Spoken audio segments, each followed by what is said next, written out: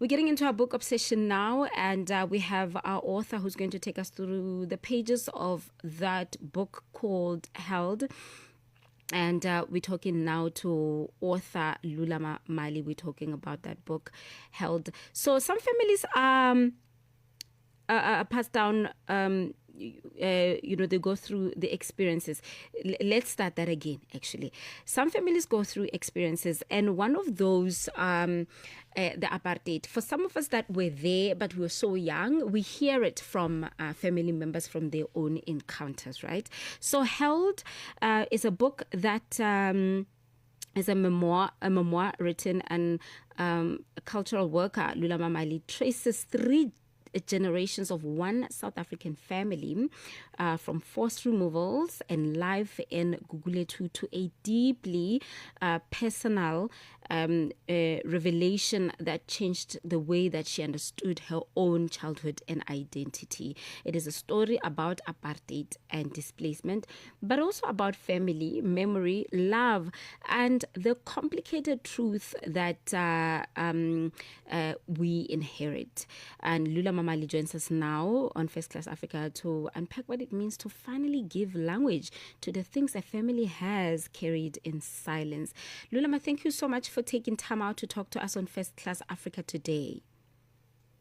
Thank you for having me. This is great. I mean, I also said earlier when we were doing our intro that some of us know about the apartheid era through our parents, even though some of us were born during that time, without revealing my Yeah. age. I mean, I don't have a memory, but I was there. So it's always very interesting to find out people's experiences. And now putting it in the book, it becomes such a colorful, deep a collection of those times. The title Held can mean so many things: being held by love, by family, by grief, even by secrets. What does the word mean to you personally?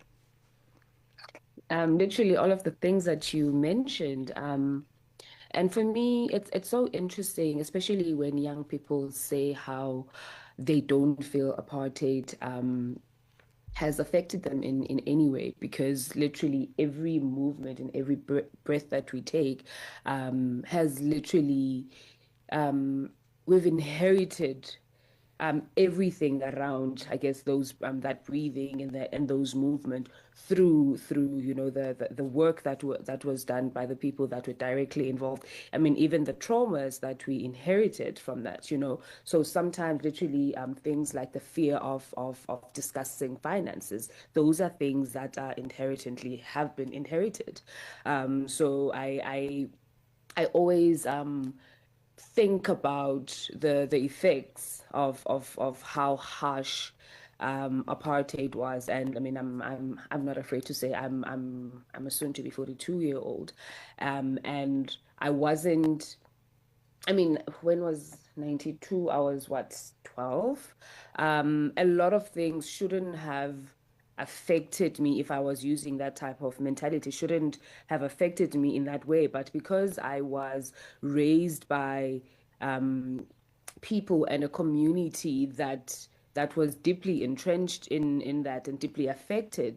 I mean, to this day, because I was in Cape Town now in Gugulethu just yesterday. I just came back yesterday, and I still see the English is such a silly thing, because there's there isn't a word that says is vubeko is vubeko is it's not a scar, but it's scarring of what the apartheid has done. So, you tell this story, and it's a story that you're telling now, and I want us to look at you finding the relevance to tell this story as a memoir that spans over three generations. And at what point did you realize that your own story couldn't be told without first telling the stories of your grandparents as well as your parents? I mean, even my because it the story starts with my great grandparents, actually, and how they how my great grandmother ran to Cape Town. Mm. So now it's the story of that and how now they get displaced through the I'm forgetting that law where they displaced black people and moved them from where they were staying into the hood to accommodate people that were not black, either Mm. colored people or white people into Mm. those areas. Mm. So Group Areas Act, sorry. So I have to start with that because Group Areas Act was one of the biggest laws as well. So those are the topics that make sense to start from. Mm. And that's why I felt it was important to start from there to kind of demonstrate the map of the effects of apartheid. Yeah. Mm. And all of us can trace some of where we are mentally, physically, professionally, Hmm, hmm. socially, and how we relate to those times and to a great Hmm. grandparent or a grandparent, a great parent, and initially then our parents, because men, there is no where we are without that period. You don't have to Yeah. have a stuck memory of when you were Hmm, moving to hmm, know that that happened. That's why a lot of things hmm, happened after that. And that's why hmm. it contributed to who you are today. And Exactly. I often Exactly. look at my cousins, no, no, no, my aunties and uncles, and say, my memory is not that good. Even though yes, I was born during that Hmm, time and lived through it, I don't really remember, but I hmm. can tell how that period affected them based on the memories that I have of them post Hmm. apartheid.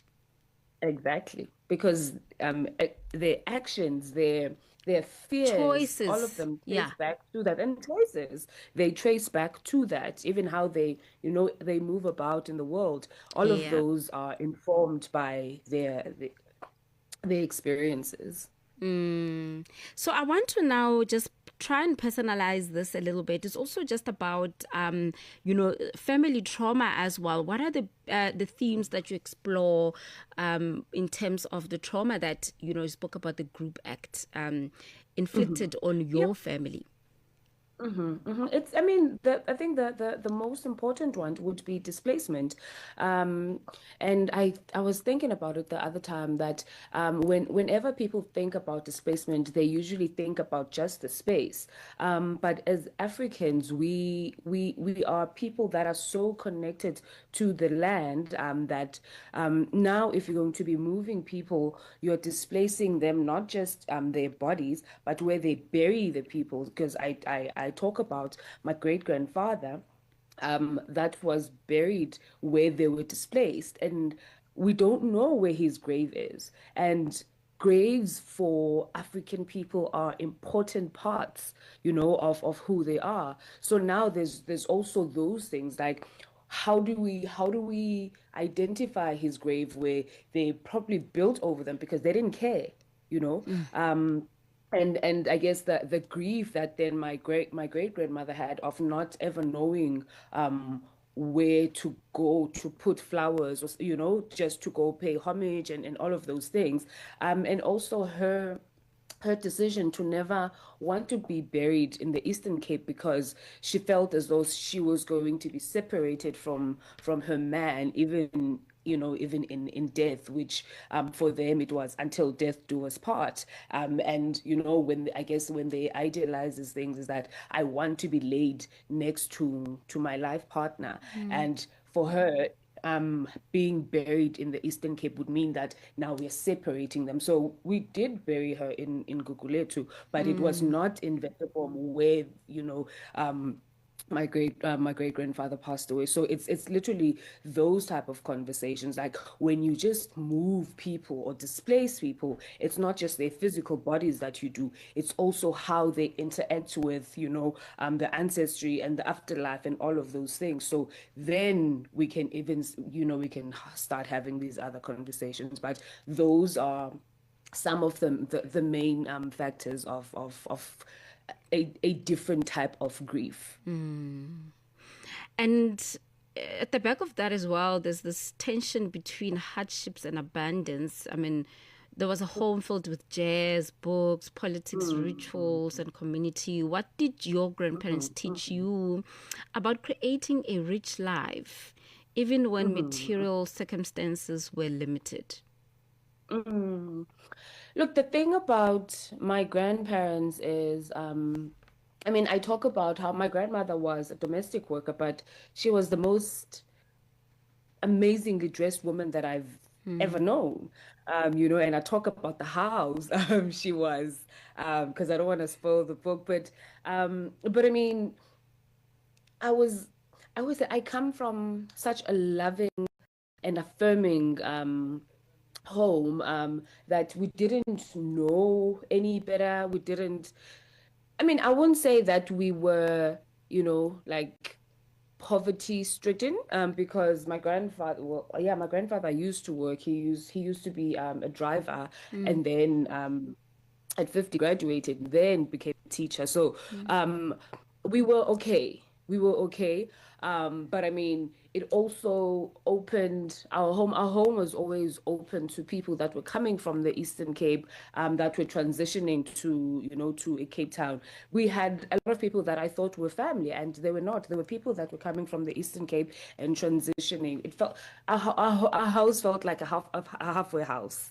you mm, know mm, and for me, that taught me generosity, because now I'm having to share my home with people that I don't know, that I mean, obviously I assumed we're family, and there's nothing that teaches you to open your hand than having someone that has nothing, and having to share the little that you have. So I think for the most part, it was giving with your whole heart and just keeping your hand open. mm.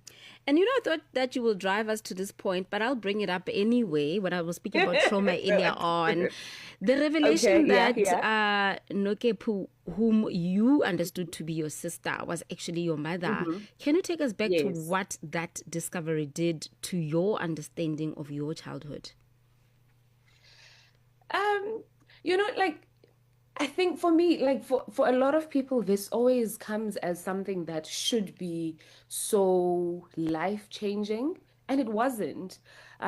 Because I was raised, when my grandparents were raising me, they raised me with so much love and intention and affirmation that yes, it was shocking, or maybe it feels like I'm minimizing it, because the revelation was done when I was 4 years old, you know.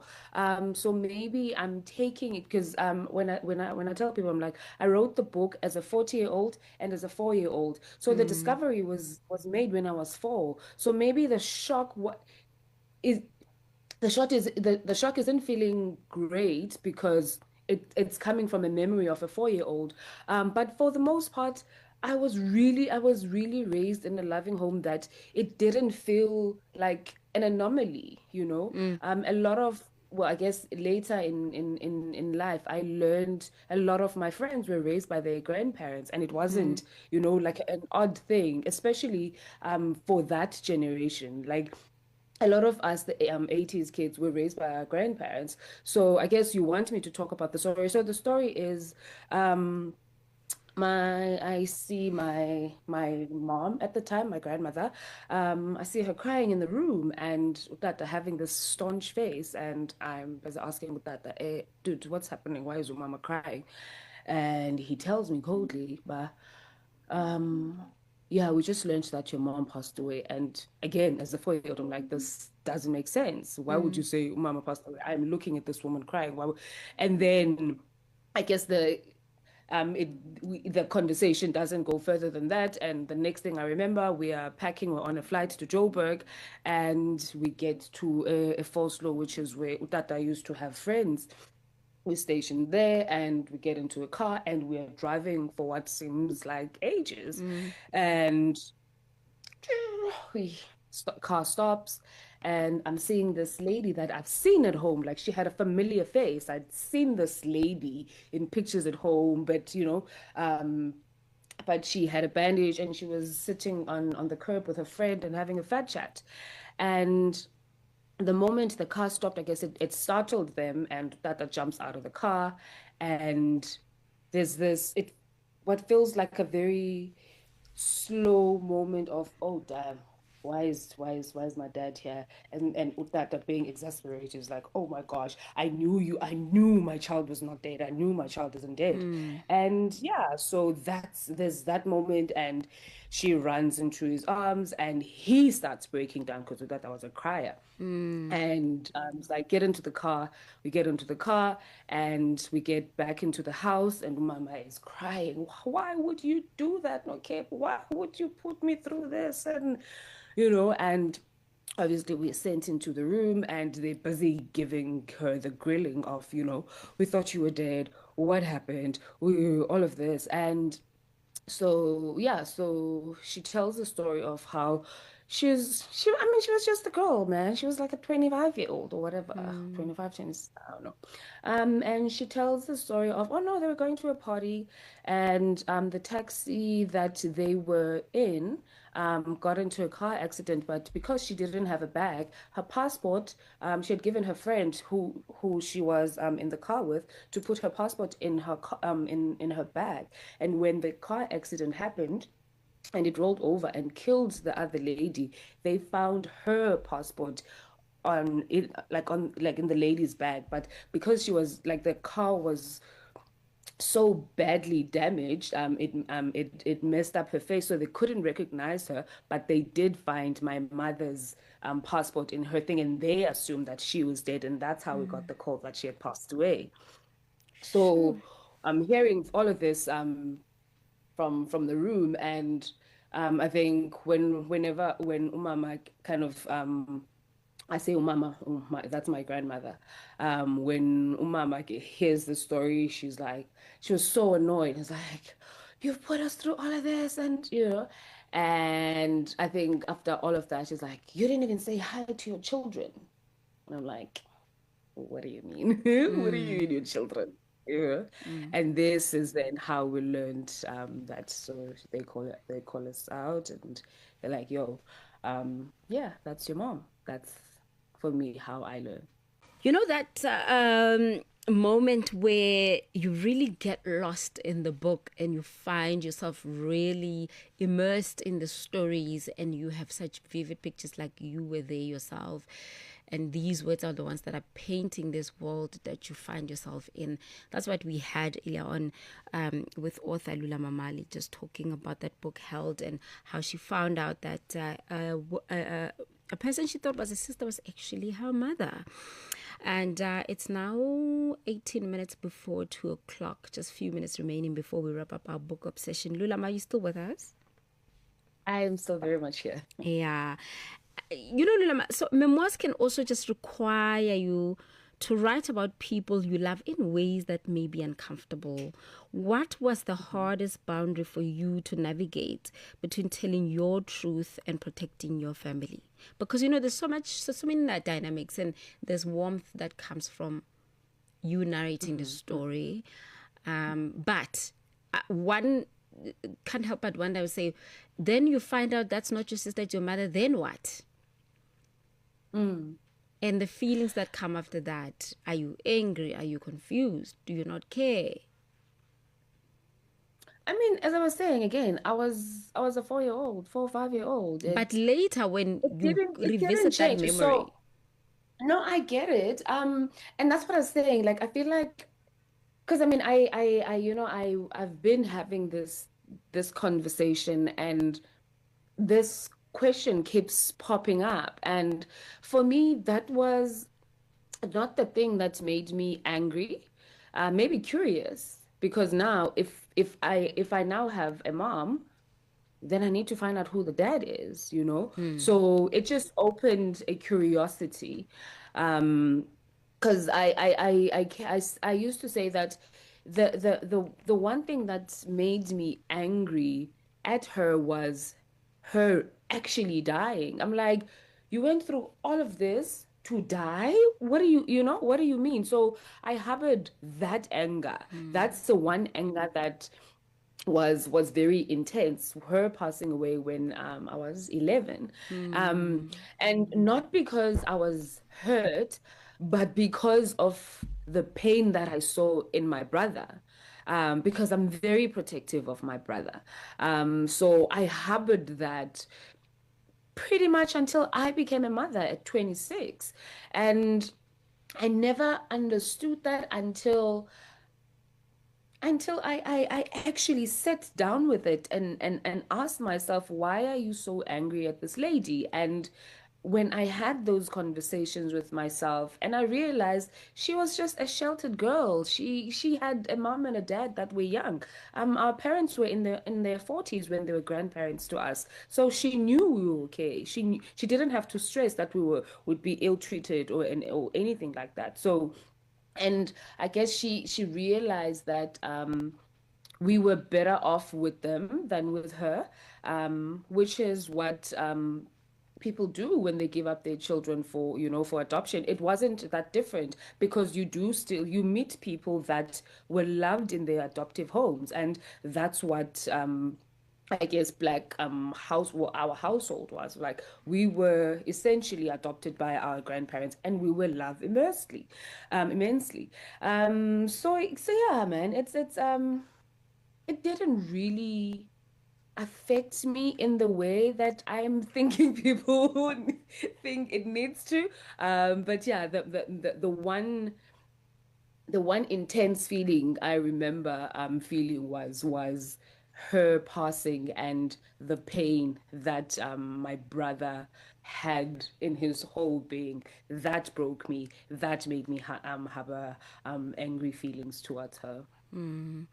Let's not give away too much, right? Now, on my Yeah, end, yeah. I'm enjoying this chat and I'm forgetting there's still a whole new book that needs to be bought and read. There are So, people that need to read it. yeah, let's pause the conversation right here. Thank you so much for hanging out with us on the Book Obsession. And where can people get the book?